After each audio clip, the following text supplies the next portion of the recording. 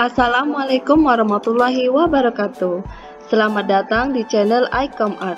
Jangan lupa subscribe, like, dan share ya. Video kali ini kita akan membahas tentang perencanaan budidaya tanaman pangan dan proses produksi budidaya tanaman pangan. Lanjut. Yang pertama yaitu ide dan peluang usaha. Mengapa kita harus membuka usaha budidaya tanaman pangan? Kalian tahu alasannya kenapa?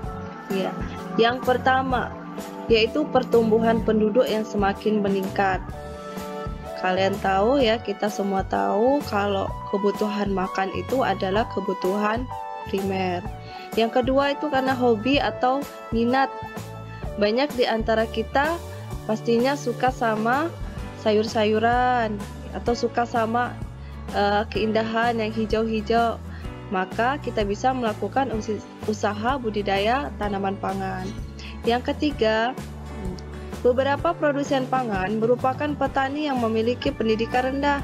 Makanya kita sebagai generasi penerus bangsa harus melakukan usaha budidaya tanaman agar bisa melanjutkan usaha yang telah dilakukan oleh petani-petani sebelumnya.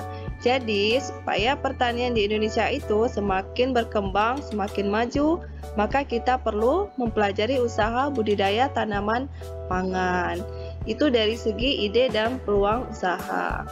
Sekarang dari analisis peluang usaha. Yang pertama, pangan merupakan kebutuhan pokok manusia selain sandang dan papan. Makanya kita membutuhkan pangan. Karena orang butuh tanaman pangan, berarti perlu ada penyuplainya. Nah, di sini kita mencoba menjadi supplier makanan dengan melakukan usaha budidaya tanaman pangan. Yang kedua, diperlukan orang yang ahli dalam pengertian perdagangan pangan, mulai dari tahap produksi, pengolahan, distribusi, penyimpanan, dan juga pemasaran. Hal ini perlu dipelajari sejak dini supaya kita bisa melakukan proses budidaya tanaman pangan ini dengan baik. Paham? Lanjut ya. Berikutnya administrasi dan pemasaran. Meliputi pencatatan kegiatan budidaya mulai dari tahap persiapan, proses hingga panen. Yang kedua yaitu pemasaran. Hal ini berkaitan dengan lokasi tempat kita menanam, tempat kita memasarkan produk. Tuh.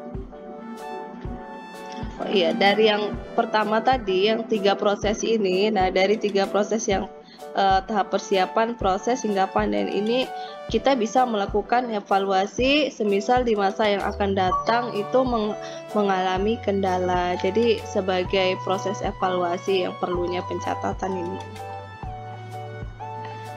Berikutnya sumber daya yang dibutuhkan. Nih.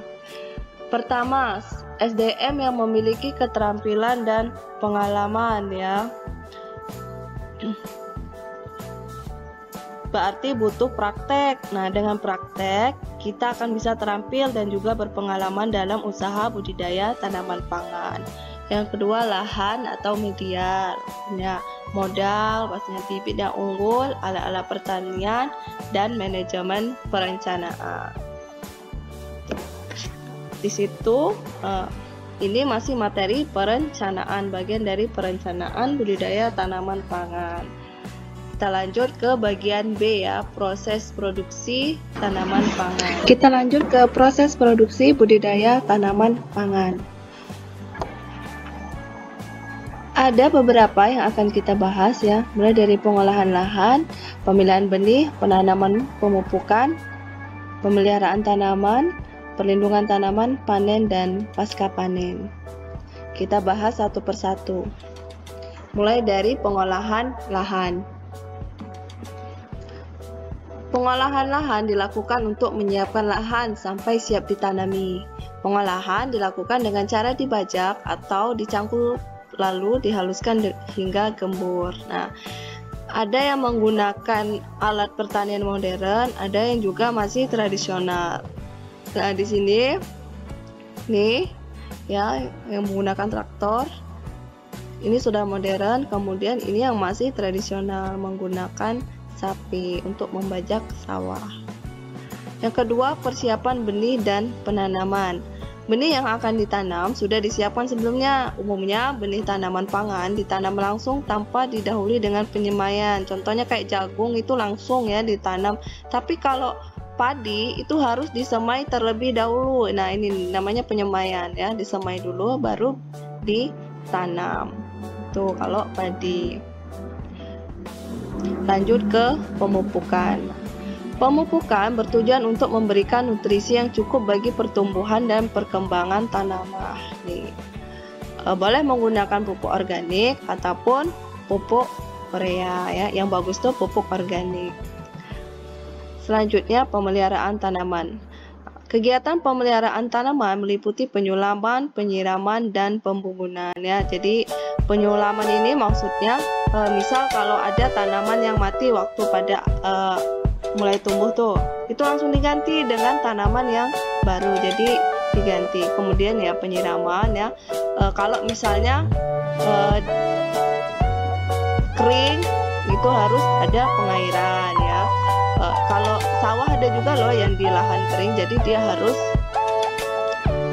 rajin disiram. Kalau yang di sawah yang pengairannya sudah bagus itu ya tetap harus diperhatikan sih pasokan airnya. Dan pembumbunan. Nih, pembumbunan ini maksudnya itu loh, mengumpulkan tanah ke tengah tanaman gitu. Yang kelima, pengendalian OPT, organisme pengganggu tanaman. Pengendalian OPT harus disesuaikan dengan tingkat serangan ya. Nah, di sini ada alat-alatnya. Nih, alatnya ini untuk alat semprot. Nyemprotnya ini pun ada tekniknya, kita nggak sembarang semprot ya, jangan sampai kita itu berlawanan dengan arah angin ya, nanti malah keracunan. Jadi nyemprot berlawanan dengan arah angin malah terkena orangnya, itu bisa keracunan. Dan pun harus menggunakan ini perlengkapan keselamatan ya, kayak masker, sarung tangan, itu penting ya agar tidak terhirup. Dan ini ini harusnya pakai juga ini agar tidak tersentuh ya, karena ini kan bahan kimia. Kalau tercium itu akan menyebabkan keracunan. Lanjut, panen dan pasca panen. Panen adalah tahap terakhir dari budidaya tanaman pangan. Setelah panen, hasil panen akan memasuki tahapan pasca panen. Nah, ini panen menggunakan peralatan modern ya, pakai alat ya. Nah, kalau tradisional ini masih pakai ini celurit ya, kapat kita. Sampai di sini paham? Ibarat paham ya. Saya akhiri. Wassalamualaikum warahmatullahi wabarakatuh.